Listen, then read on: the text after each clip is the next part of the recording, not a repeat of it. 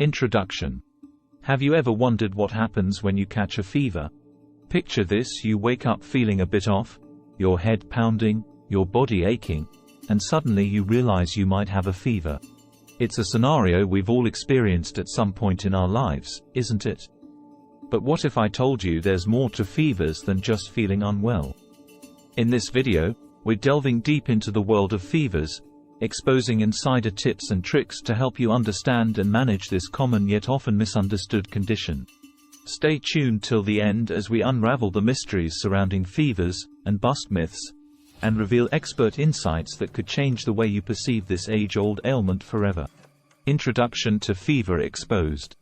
Have you ever experienced that sensation of heat creeping up your body, your forehead feeling like it's on fire, and your skin clammy to the touch? That's the onset of a fever, a natural response by your body to fight off infections and other illnesses. But what exactly is a fever, and how does it affect us? What is fever? A fever, scientifically known as pyrexia, is a temporary increase in your body's temperature, often a sign that your immune system is at work combating an infection or illness. Contrary to popular belief, a fever is not an illness itself but rather a symptom of an underlying condition. It's your body's way of mounting a defense against harmful pathogens like bacteria and viruses. The history of fever. Throughout history, fevers have been both feared and revered. Ancient civilizations believed that fevers were caused by supernatural forces or imbalances in bodily humor. It wasn't until the advent of modern medicine that scientists began to understand the physiological mechanisms behind fevers. Today, fevers are recognized as a vital component of the body's immune response. Common symptoms of fever. So, how do you know if you have a fever?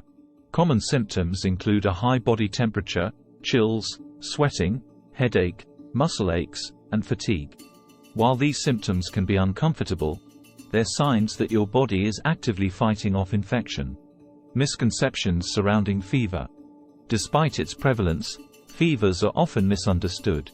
One common misconception is that all fevers are dangerous, leading to unnecessary panic and over-medication.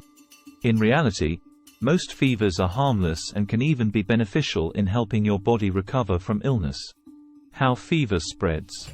Fevers can be caused by a variety of factors, including infections, inflammatory conditions, and environmental factors.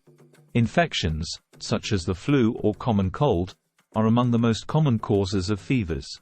These illnesses are typically spread through respiratory droplets when an infected person coughs, sneezes, or talks. Preventative measures against fever.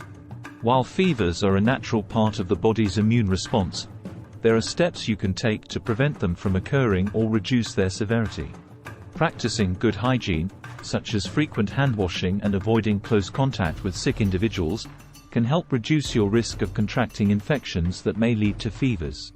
Stay tuned for the next installment of Fever Exposed, where we'll explore treatment options for fevers and delve deeper into the impact of fevers on society.